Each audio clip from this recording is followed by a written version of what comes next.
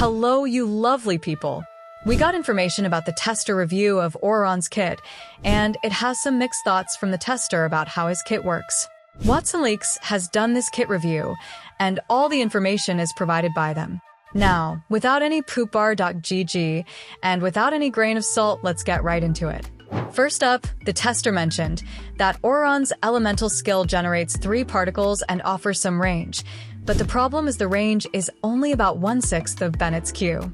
The Oculus bounces between enemies, but unless they're bunched up, it's almost impossible to notice any real effect. The tester also mentioned they found it very difficult to feel the effect of C1. As for Ororon's elemental burst, the number of hits from Ororon's burst varies depending on his constellation level, with 9 to 10 hits at C0 and 10 to 12 hits at C4.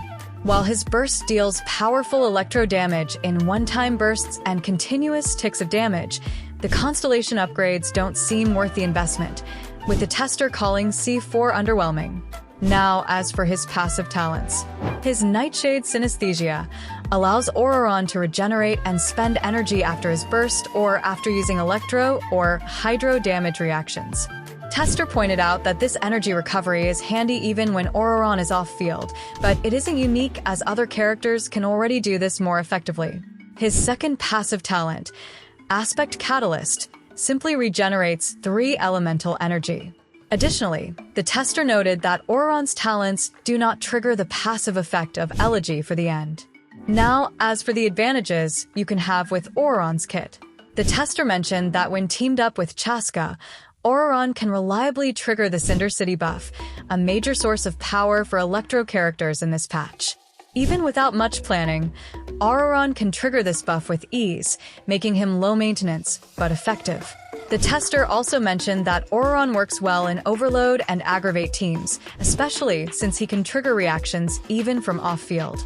So, if you're running him alongside characters who deal constant electro damage, he might still be useful in that situation.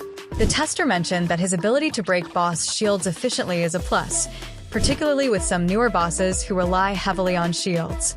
This makes him a good option for these types of fights, even though his overall utility is otherwise limited. Now, as for the downsides of Ororon's kit, the tester mentioned, if you want to consistently deal electrocharged damage, Ororon needs to be paired with another electro character. You could just use Raiden Shogun or another stronger electro character in these setups. So that raises the question of why use Ororon when other electro characters can do the same job, but better?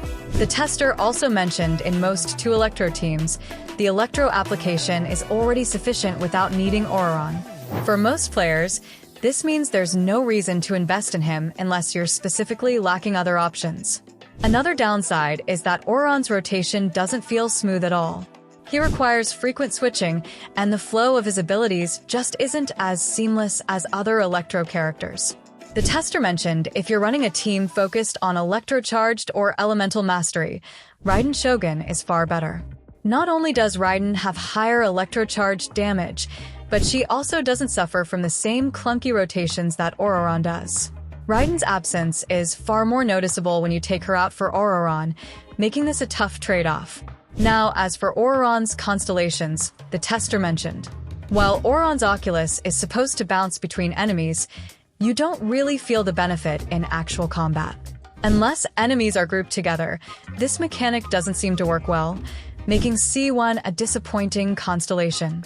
As for his C2, if Ororon's attack hits 5 enemies, you get a 60% electro damage buff, but against single targets, it drops down to 24%.